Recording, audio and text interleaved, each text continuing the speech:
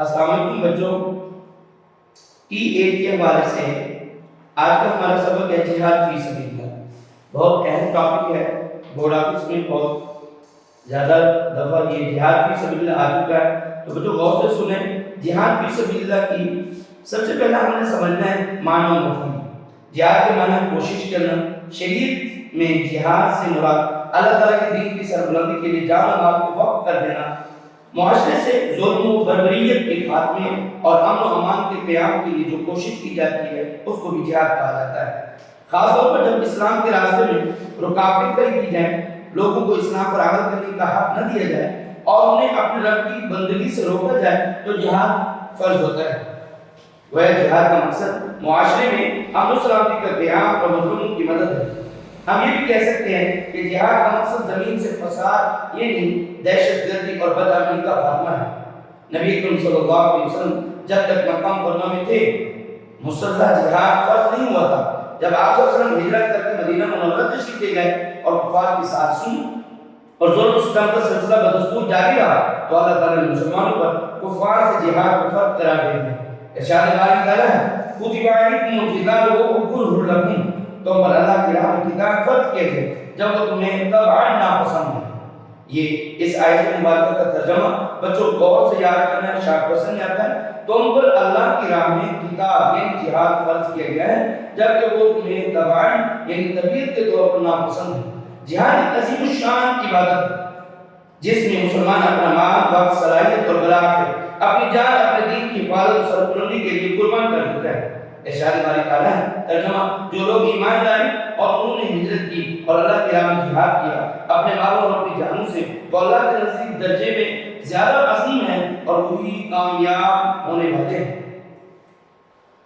مجاہد اللہ تعالیٰ کے راستے میں جان دے کر اپنے مقصد کی زندگی میں کی تکمیل کرتا ہے، مکمل کرتا ہے، کیونکہ اس کی جان کا حقیقی مالک اللہ تعالیٰ ہے۔ ارشاد باری تعالیٰ ہے بے شک اللہ تعالیٰ مومن سے خرید لی ہے ان کی جانیں اور ان کے مال اس کے بدلے کہ ان کے لیے جنت ہے۔ وہ اللہ کی راہ میں قتال کرتے ہیں، بس قتل کرتے ہیں اور قتل یعنی شہید کیے جاتے ہیں۔ نبی اکرم صلی اللہ علیہ وسلم نے ارشاد فرمایا جس نے نہ جہاد کیا نہ اس کے بارے میں کوئی ارادہ کیا تو وہ نفاق کے شعبوں میں سے ایک پر مرتا ہے۔ نفاق یعنی منافقین کے شعبوں میں سے ایک شعبے پر مرتا ہے۔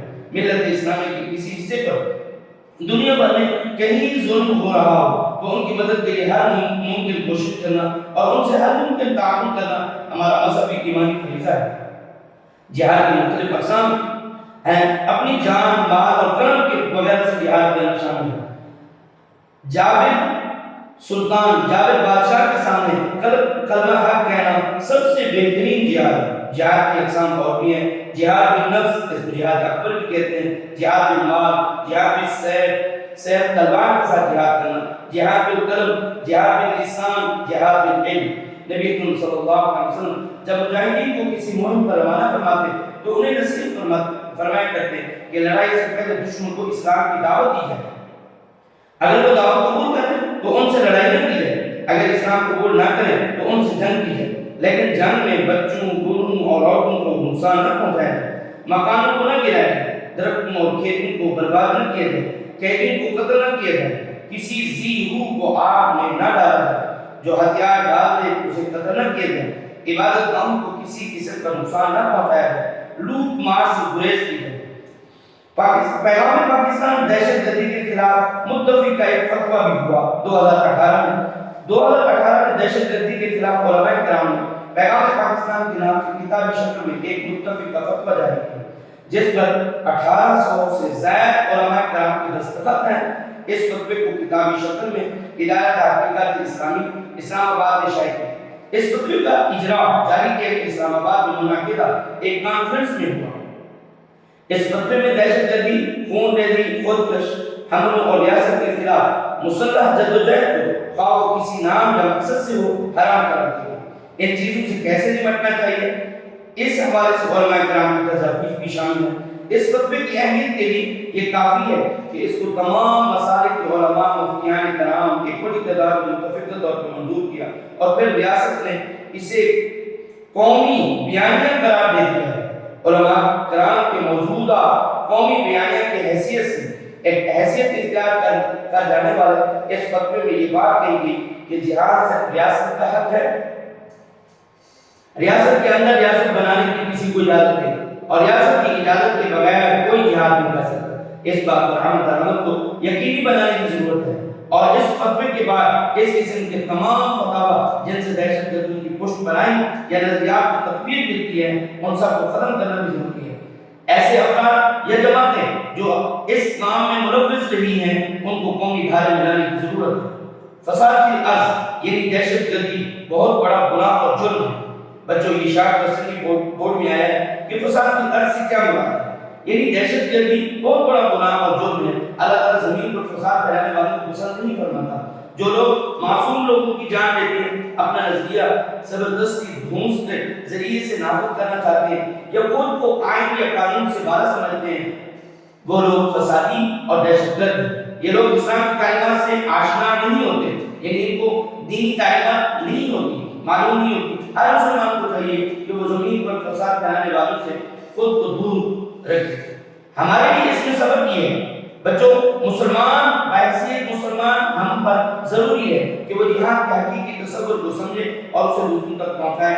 اس کا لازم ہے کہ وہ ہر وقت اپنی جان و مال کو اللہ تعالیٰ کی راہ میں قربان کرنے کا عزم رکھے، ضرورت پڑنے پر ملت اسلامیہ اور دین اسلام کی خاطر کے اس عزم کو پورا کرے۔ مسلمان ریاست کی بھی ذمہ داری ہے کہ وہ دشمن کے مقابلے میں اپنی قوت تیار رکھے اور اہل اسلام کی جان، مال، عزت اور آبرو کے تحفظ کی ہر ممکن کوشش کرے اور ہمیں بھی کوشش کرنی چاہیے۔ بچوں اب ایکسرسائز میں دیکھیں ایم سی کیو نمبر 1 جہاد کا مقصد ہے، اس کا پیج ٹھیک ہے، امن کا قیام۔ ایم سی کیو نمبر 2 جہاد فرض ہوا مدینہ منورہ میں، آپشن نمبر 2 ٹھیک ہے۔ ایم سی کیو نمبر 3 2018 میں دہشت گردی کے خلاف جاری ہونے والے فتوے کو کہا جاتا ہے پیغام پاکستان، آپشن نمبر 4 ٹھیک ہے۔ چوتھا ایم سی کیو جہاد میں سیف کا مقصد زمین سے ختم کرنا ہے فساد فی الارض کو، آپشن نمبر 3 ٹھیک ہے۔ اور آخری پانچواں ایم سی کیو سب سے بہترین جہاد ہے جابر سلطان جابر بادشاہ ظالم بادشاہ کے سامنے کلمہ حق کہنا ہے۔ بچوں یہ 5 جو ہیں ایم سی کیوز ہیں، ان کو ٹھیک کر لیں اور اس کے بعد آپ ہیڈنگ جو ہے ایک دفعہ سن لیں لانگ کوسچن کی۔ پہلی ہیڈنگ ہے جہاد کا معنی مفہوم، دوسری ہیڈنگ ہے جہاد قرآن کی روشنی میں، تیسری ہیڈنگ ہے جہاد حدیث کی روشنی میں، چوتھی ہیڈنگ ہے جہاد کی اقسام اور پانچویں ہیڈنگ ہے پیغام پاکستان۔ اس کو اچھے طریقے سے یاد کریں اور ان ہیڈنگ کو اچھے طریقے سے لکھیں۔